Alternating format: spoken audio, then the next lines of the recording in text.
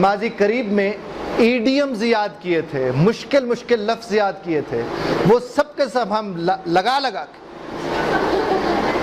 اور پھر وہ ہمیں ڈھونڈنے بھی پڑتے ہیں, سوچنے بھی پڑتے ہیں, اور اتنی دیر میں کمیونیکیشن کا سطح تقریباً ناس ہو چکا ہوتا ہے اور کانفیڈنس کا لیول بھی کہیں اور چلا جاتا ہے. اب میں آپ کے سامنے بولنے والی انگریزی کا تھوڑا سا رول پلے کروں گا, آپ میرے ساتھ رہیے گا, and I hope you understand that, آپ کو وہ تھوڑا سمجھ آئے گا. Once I am here I'll play the role of Mr. A, and once I reach here, I'll play the role of Mr. B. You are with me, all of you? Yes. Cool. Here, Mr. A. Gowan. Yeah, Gowan. Where? Market. Market? Why? To buy something.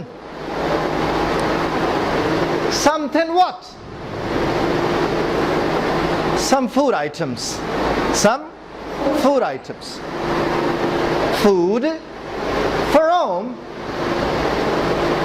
Obviously family. Obviously family. Family got married. Yeah, got married. Great, congratulations.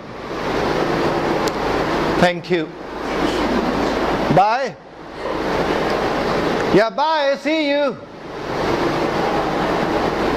ہن میں بھی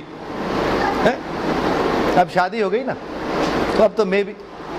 دو لوگوں کے درمیان گفتگو مکمل ہوئی, آپ نے سنی, میں نے ان دو لوگوں کے درمیان گفتگو مکمل کرواتے کہیں پورا جملہ بولا ہے؟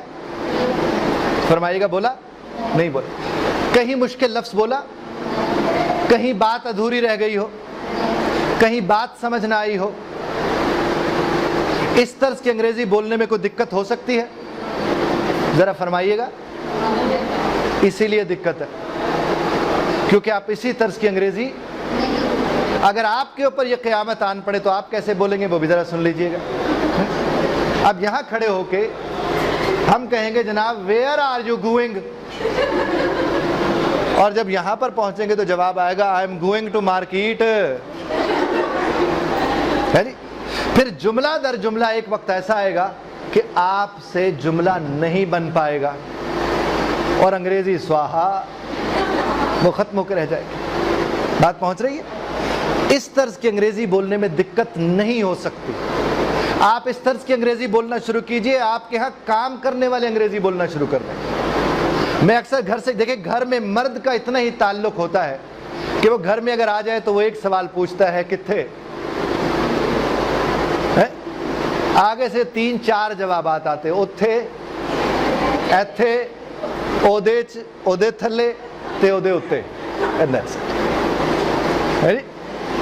تو اگر ہم اسے ویئر از, صرف ویئر از سکھا دیں اور آگے سے 5 لفظ in, on, under, there, here, that's it. اگر وہ آ کر پوچھے کیک کتھے, تو جواب کیا آتے, فریج اچ.